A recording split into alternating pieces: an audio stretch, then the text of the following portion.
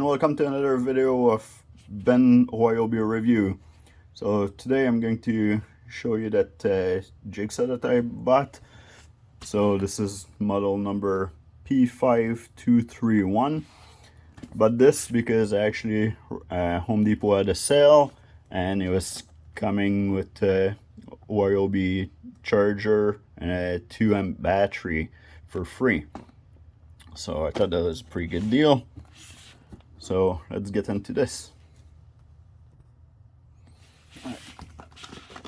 So I'm gonna open this box.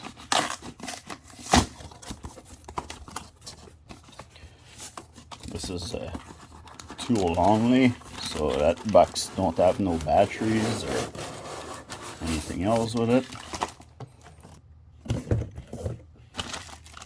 So instruction right here.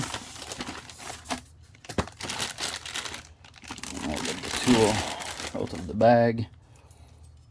So this is what it looks like. I guess that's the lock trigger here.